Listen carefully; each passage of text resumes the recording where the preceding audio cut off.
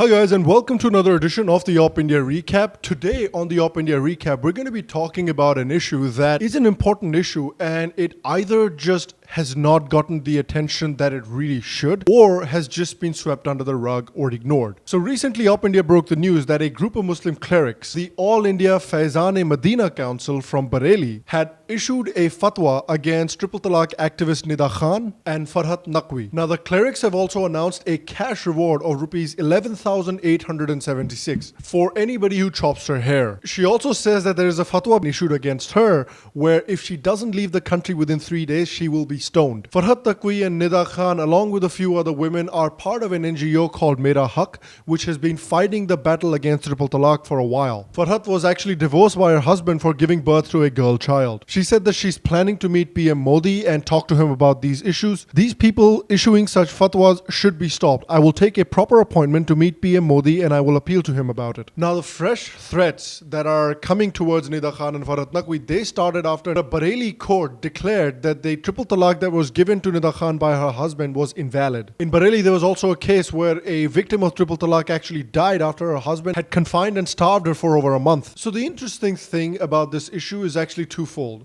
Number one, if this was a Hindu issue, incidents like these would get a lot more coverage in mainstream media. And the second part is this strange situation which is called, the bigotry of low expectations, where from the Hindu community, we expect certain things. We expect certain inalienable rights. We expect every little human rights clause to apply to the Hindu community. And I agree with that. I completely agree with that. But at the same time, what we tend to do in India is that we leave the minorities to their devices, so to say. We say, oh, you know what? That's their culture.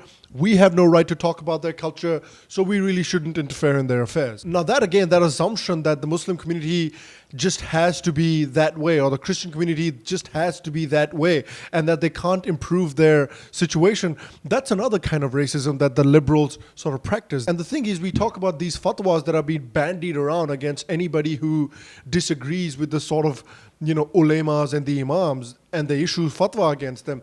This is a dangerous thing as well, because people might say, oh well, from most of these fatwas, nothing really comes. But the thing is, fatwas can have a lot of dangerous connotations around it for the person that the fatwa has been issued on. There's been numerous examples throughout history of the dangers of having a fatwa issued on you. You have cases of Ayaan Hirsi Ali, the prominent Dutch Somalian ex-Muslim, on whom a fatwa was issued for making a film called Submission, as a result of which actually the director of the movie, Theo Van Gogh, was murdered in broad daylight. And Ayaan Hirsi Ali has to travel anywhere that she does with a high level of security. The same thing happened with Salman Rushdie after he wrote the Satanic Verses. He can't just walk outside of his house, go to the grocery store, buy some bread and come back home. These people have to really take care. In April 1974, the Muslim World League issued a fatwa saying that the Ahmadiyya community would from here on be declared non-Muslims and be treated as non-Muslims, and that is directly related to the discrimination and the threats that the Ahmadiyya community is facing in Pakistan today. In June 1992, an Egyptian writer, Farag Foda,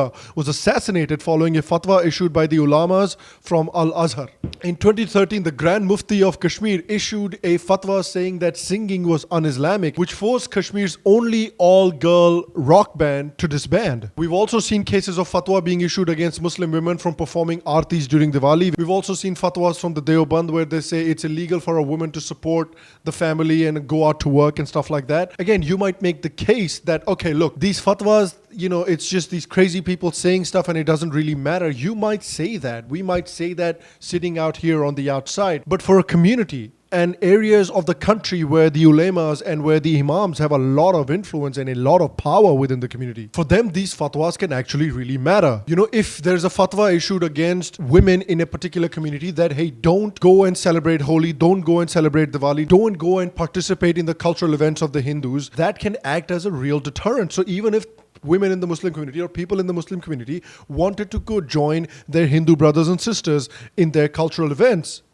just like many Hindus participate in Muslim cultural events, they can't go ahead and do that because of the threat of these fatwas, because they're afraid that some crazy person in their family or some crazy neighbor might take this fatwa too seriously, and if they say them doing the aarti, might do something crazy. These bits of news and these issues are issues that we seriously need to discuss, that we seriously need to bring into a mainstream discussion. One of the big ways in which we can help the Muslim communities integrate into mainstream India is through fighting against this kind kind of absolute power that imams have within these communities and against these arbitrary fatwas that they issue. So again, guys, if you find this video useful, please share this video. Please spread the awareness of these issues, and let's create enough of a noise about these issues so we can fight back and create a counter narrative to the monopoly of these imams and the ulema. Alright guys, thank you very much for watching today's edition of the OpIndia recap. If you enjoyed today's episode, you can always make sure to go ahead and give this episode a like, give this episode a thumbs up. It helps the OpIndia channel out.